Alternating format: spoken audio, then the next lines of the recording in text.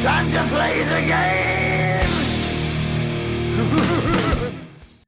Bonjour, dans cette vidéo, nous allons maintenant voir comment nous pourrons utiliser les pointeurs, c'est-à-dire déréférencer les pointeurs, donc accéder à la variable à laquelle ils pointent.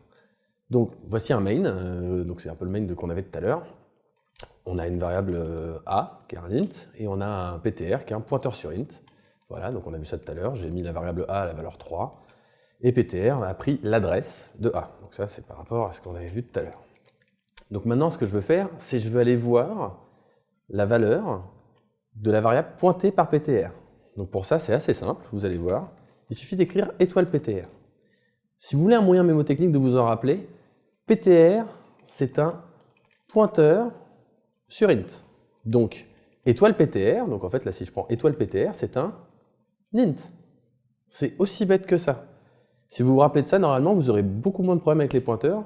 Vous allez voir. Donc là, par exemple, je vais utiliser ma petite fonction ft_putNBR, voilà, qui me permet d'afficher un nombre.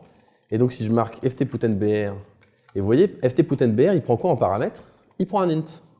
Donc là, normalement, je devrais avoir une erreur si je n'avais pas passé un int. En l'occurrence, étoile ptr, entre guillemets, c'est un int, parce que étoile ptr, ça veut dire que je vais aller voir l'adresse pointée par ptr. Je vais essayer de compiler ça. Hop, une petite seconde, tac. Voilà, quand j'exécute, on voit, voilà, c'est la valeur 3. Maintenant, juste pour vous prouver qu'on est bien allé chercher la valeur de a, vous allez voir, donc je vais afficher une première fois la valeur, maintenant je vais changer la valeur de a, donc imaginez, maintenant je vais lui faire prendre la valeur 42, ensuite je vais afficher juste un backslash n histoire que ce soit clair, 2 petites secondes, hop, backslash n, voilà, et derrière, je vais réafficher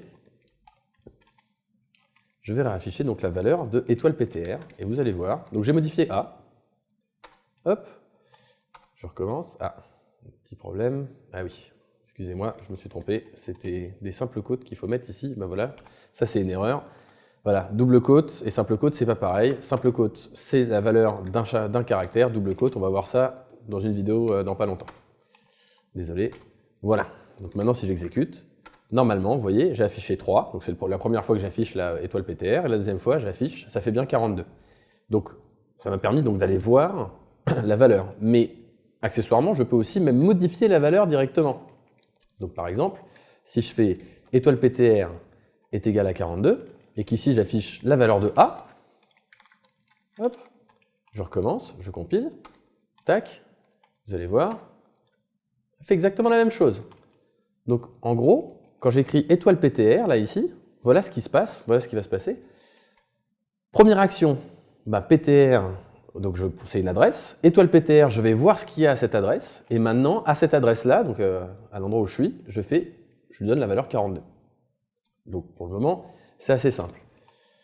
Maintenant, je vais juste rendre la chose un petit peu plus compliquée, vous allez voir. Parce que ce qui est intéressant, c'est qu'on peut ensuite, par exemple, avoir des pointeurs de pointeurs. Donc, par exemple, là, je vais faire ptr2.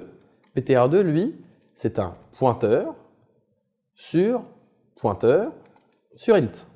Donc en fait, l'adresse que va contenir ptr2, c'est l'adresse d'un pointeur sur int. Donc en gros, si on suit la même logique que tout à l'heure, ptr2, il va falloir que je lui donne une adresse d'un pointeur sur int. Donc en fait, je ne peux pas lui donner l'adresse de a directement, je vais lui donner l'adresse de ptr.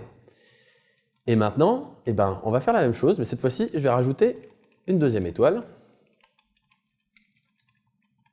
Hop, ici aussi, et vous allez voir qu'on va avoir exactement le même résultat.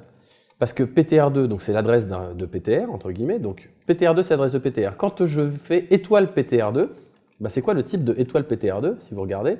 C'est un pointeur sur int. Maintenant, je rajoute encore une étoile, c'est-à-dire que première fois je suis allé voir ce qui avait contenu à l'adresse de ptr. Ptr2 contient une adresse, je vais voir ce qui est à cette adresse-là. Accessoirement, c'est une autre adresse qui est à cette adresse-là, j'en fais une deuxième étoile, deuxième action, donc je vais voir encore un cran plus loin. Donc là, maintenant, je vais voir a, la variable a, entre guillemets, et à partir de là, je vais pouvoir l'afficher. Donc ptr2, c'est un int, entre guillemets, hein. Donc je peux écrire ça, ça va marcher, je peux écrire ça va marcher aussi, et on va voir, est-ce que ça va marcher? Normalement, si tout va bien, ça marche. Et juste, histoire de rigoler, je vais vous montrer en fait un petit main que j'avais préparé exprès. On peut faire ça à l'infini. En gros, voilà, on a PTR, PTR2, PTR3, etc. À chaque fois, c'est un pointeur de pointeur de pointeur et autres. Et je pense que vous allez comprendre la logique. Donc vous voyez, PTR, lui, c'est un pointeur sur int, il pointe sur A. Puis ensuite, PTR2, bah, c'est un pointeur de pointeur sur int, etc. Et donc vous voyez, à la fin, je vais afficher la valeur de A, mais en passant par PTR7. Donc c'est un pointeur de pointeur de pointeur. Bon bref, beaucoup de pointeurs. Et je vais pouvoir afficher la valeur de A. On va voir si ça marche. Normalement, ça devrait marcher. Si tout va bien. Ah, ouais, ça c'est ZSH. Hop, je me suis fait avoir. Deuxième fois, on va y arriver. Tac, c'est bon. Voilà. Hop. Donc là, j'ai compilé avec mon main numéro 2. Et là, on voit, j'ai bien affiché la valeur 3. Donc en fait, à partir de PTR7, qui était vraiment il y a beaucoup de pointeurs entre temps, et ben, j'ai pu afficher la valeur de A. Donc voilà, vous avez appris maintenant à déréférencer les pointeurs et à jouer avec. Dans la prochaine vidéo, en fait, on va voir l'arithmétique des pointeurs.